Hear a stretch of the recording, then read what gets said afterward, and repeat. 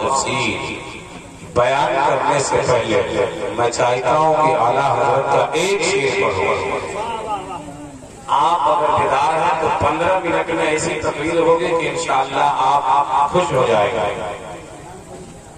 اعلیٰ حضرت فرماتے ہیں وہی رب ہے جس نے تجھ کو بولیے وہی رب ہے جس نے تجھ کو ہمتن کرم بنایا تو ہمیں بھی مانگنے کو تیرا راستہ بتایا.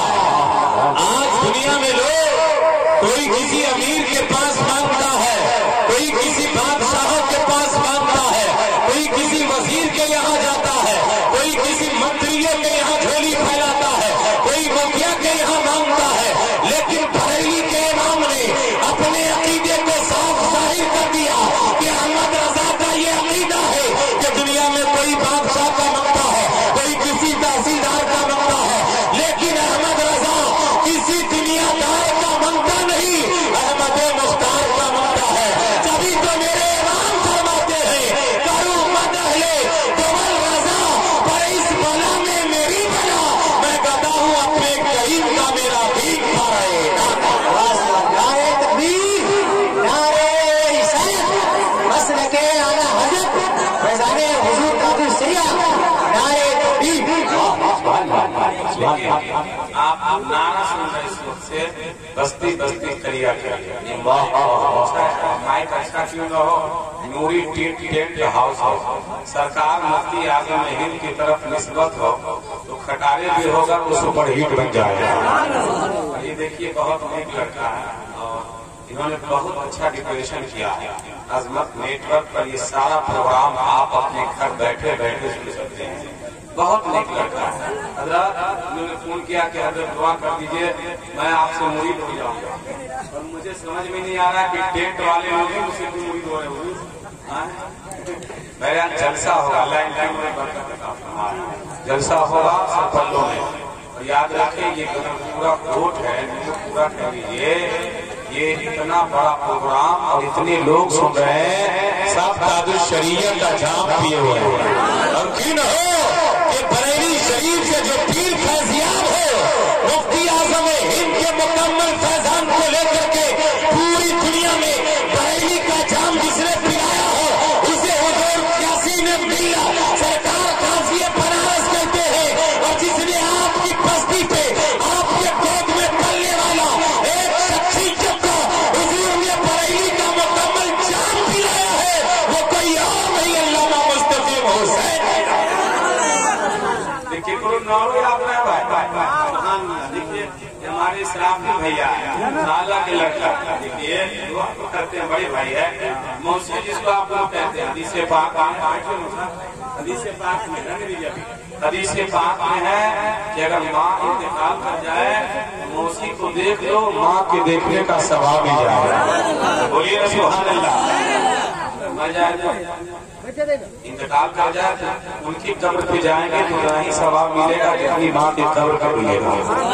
لیکن آئیے میں بریلی جلوے آپ کو دیکھا. حضرت آپ رکھیے, ان شعرا نے تو شعر و شاعری میں بتایا, لیکن سنیے میں سناتا ہوں. بولیے سبحان اللہ. تاج الشریعہ ہے کون؟ آج بستی بستی قریہ قریہ یہ نعرہ لگ رہا ہے تاج الشریعہ تاج الشریعہ, یہ ہے کون؟ آج کچھ لوگ کہتے ہیں جس کا اعتراض یہ کہ ہم تاج الشریعہ کو نہیں مانیں, ہم ان کی تحقیق پہ نہیں عمل کریں گے. میں پورے دعوے کے ساتھ کہتا ہوں مجھے جتنا گستاخ کہنا ہے کہہ دو, بھابھی کہنا ہے کہہ دو, لیکن مجھ کو گالی دو گے تو برداشت کر لوں گا. تاج الشریعہ پہ انگلی اٹھاؤ گے تو انگلی نہیں پورا ہاتھ کاٹوں گا. اس لیے کہ تاج الشریعہ ایک عام شخصیت کا نام نہیں ہے کہ جن کے نام کا نعرہ پوری دنیا میں ہے. گورکھپورا میں تاج الشریعہ نہیں آئے, سرپلے میں نہیں آئے, اس علاقے میں نہیں آئے, صرف کٹیا میں آئے تھے. لیکن یاد رکھیں آپ نعرہ کیوں لگاتے ہیں؟ اس لیے کہ آپ کے گاؤں میں علامہ مستقیم ہو, آپ کے گاؤں میں علامہ امتیاز صاحب ہو, آپ کے گاؤں میں علامہ صابر حسین امجدی ہو, آپ کے گاؤں میں آپ کے علاقے میں علامہ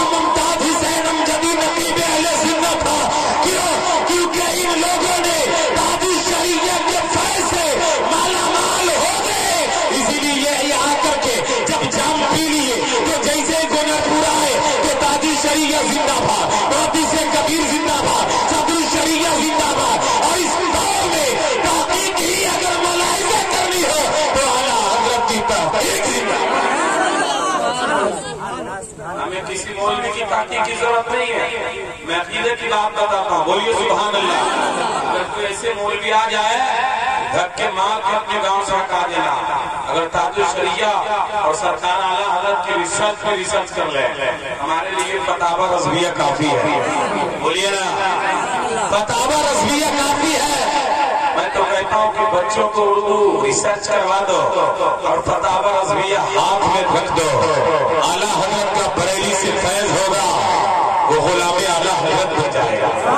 اگر پہلے دنیا کے بڑے سے بڑے یونیورسٹیوں میں، لیکن میں نے دیکھا کہ نکاح پڑھا دیا سنی لڑکیوں کو وہابی لڑکوں کے ساتھ. ایسے بدبخت مولویوں کی ضرورت نہیں ہے جس کو اتنا علم نہ ہو کہ سنی لڑکیوں کا نکاح وہابیوں سے پڑھاتے. یاد رکھیں کہ بریلی کا جو ہم نعرہ لگاتے ہیں، کیوں؟